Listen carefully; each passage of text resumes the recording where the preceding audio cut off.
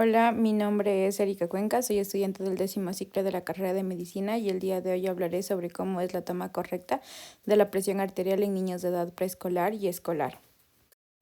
Como una breve definición tenemos que la presión arterial es aquella fuerza que ejerce contra la pared arterial la sangre que circula por las arterias. La presión arterial incluye dos mediciones, lo que es la presión sistólica que se mide durante el latido del corazón, momento de presión máxima, y la presión diastólica que se mide durante el descanso entre dos latidos. Esto va a depender mucho de la edad en la que se encuentra el paciente. Una técnica correcta para medir la presión arterial en niños preescolares y escolares va a ser clave para el diagnóstico de hipertensión y depende de la medición precisa de la presión arterial. Si se obtiene una medición de presión arterial alta mediante un dispositivo oscilométrico, se requiere confirmación mediante medición auscultatoria para obtener precisión. Las principales recomendaciones que se sugieren para una correcta toma de la presión arterial es la elección correcta del manguito, dado que esto nos va a permitir una medición precisa de la presión arterial. Si se utiliza un manguito demasiado pequeño, es posible que la presión generada al inflar el manguito no se transmite por completo a la arteria braquial.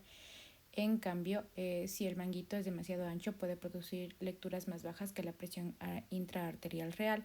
También se sugiere que el paciente se encuentre en un ambiente confortable y tranquilo, exista un reposo previo de 10 minutos, que no se consuman alimentos estimulantes como lo que son cafeínas o medicamentos, que el paciente se encuentre sentado con la espalda recta y los pies asentados en el suelo, tenga el paciente una frecuencia cardíaca normal y se evite hablar con el paciente mediante cuando se realiza lo que es la toma de la presión arterial.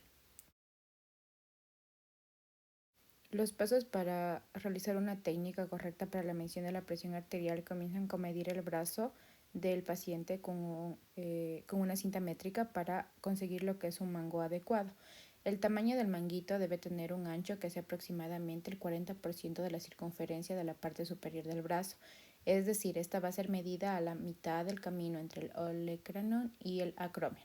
La longitud de lo que es el manguito debe rodear del 80 al 100% de la circunferencia de la parte superior del brazo a medio camino entre el olecranon y el acromion, como ya se mencionó.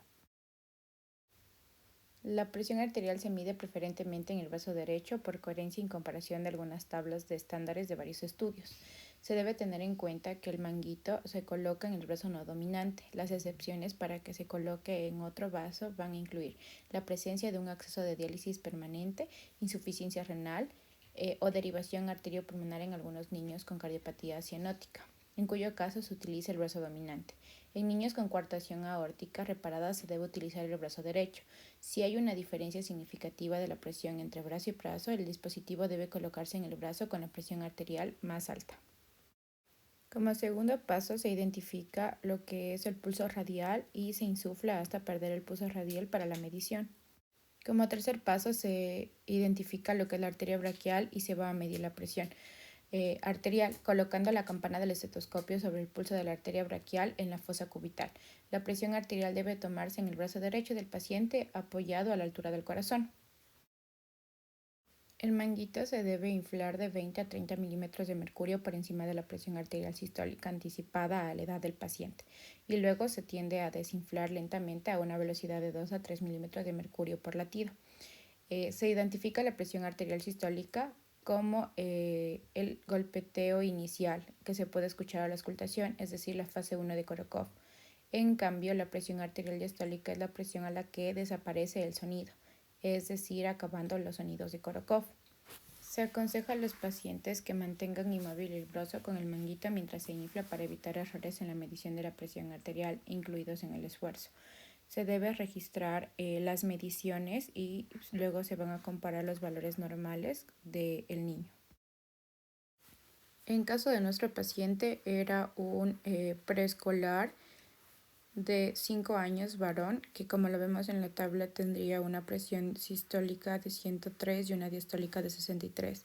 En nuestro caso el paciente tuvo una presión de 160, lo cual se encuentra entre los valores normales. Frente a cualquier duda o incógnita se deja la bibliografía en la cual se basó el video. Muchas gracias.